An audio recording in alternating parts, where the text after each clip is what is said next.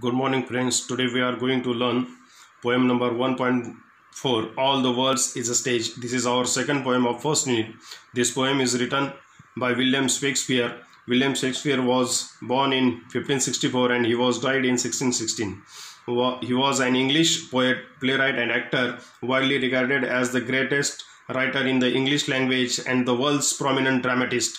He is often called England's national poet and the Bard of Avon. This poem is taken from his play As You Like It. Here he compares the world to a stage where the drama of human life is enacted. This poem is a monologue. Monologue means a loud speech to oneself by one of the characters in the play. Now we will learn the poem.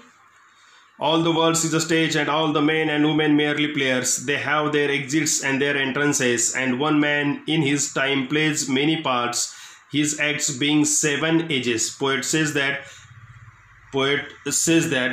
all the men and women, they are merely actors, merely players. The whole world is a stage and all the men and women in it are merely actors. They have their exits and their entrances. Now what is the meaning of exist? Exist refers to death and entrance refers to birth. That is, they are born and they die. A man plays many different parts, each actor playing 7 roles during his life. Now what is his first role? At first, the infant mewling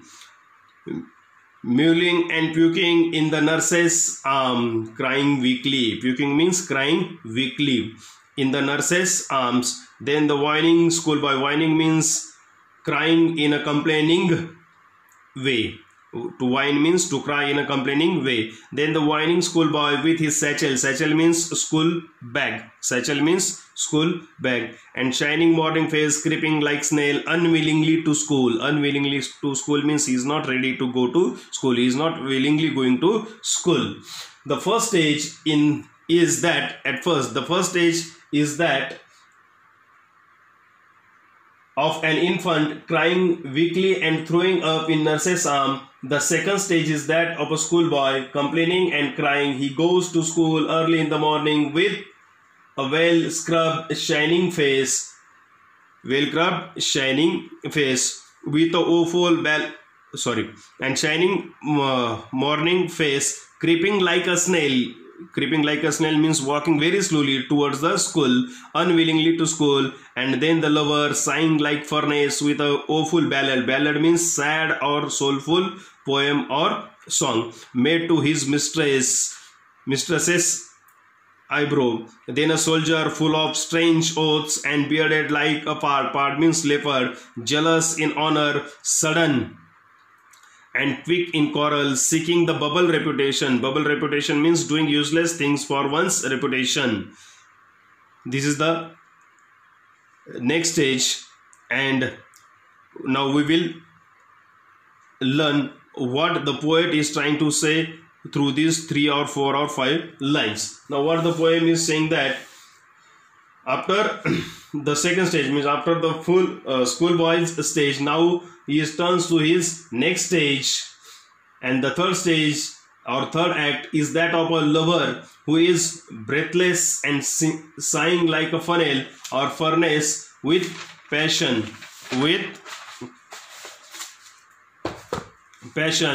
He sings sad songs to the beauty of his lover. The fourth stage is that of an aggressive soldier, bearded like a leopard and full of oaths. He is jealous where his honor is concerned, and he is quick to quarrel. He is ambitious and does useless things for his reputation, which is denoted as bubble reputation, even endangering his life for it. Even in the cannon's mouth means even endangering his life. And then the justice. Now the next stage, and then the justice. In a fair round belly with good capon line. With good capon line means with excess fat which comes from careless eating habits. With good capon line means with excess fat from careless eating habits, means his stomach has come out, he has become fat. With eyes severe and beard of formal cut, full of wise saws and modern instances. And so he plays his part. his part. With eyes severe and beard of formal cut, full of wise saws. Saws means sayings. Saws means sayings and modern instances. And so he plays his part. The sixth age shifts into the lean and slippered pantaloon. Here he moves to his old age. The sixth age shifts into the lean slippered pantaloon with spectacles on nose and pouch on side. His youthful hose. Youthful hose means close fitting covering for legs. That means stockings. That means stockings. Well saved, a world too wide for his shrunk shank. Shank means legs, knee to ankle. And his big manly voice. And his big manly voice. Now this is the next stage. In fair round belly with good capon line, with eyes severe and beard of formal cut, full of wise sayings and modern instances. So he plays his part. Through this line, the fifth role is that of a mature middleman. This is the stage of mature middle-aged man with a round belly. He is stern and formal and full of wisdom. He is keen on justice and his opinions on bribery, a system which was prevalent at that time. He is full of wise sayings. Saws means sayings. He is full of wise sayings and gives modern examples. In the sixth stage, now in next stage, in the sixth age shifts into the lean and slippered. Lean and slippered means he is now moving to his old age.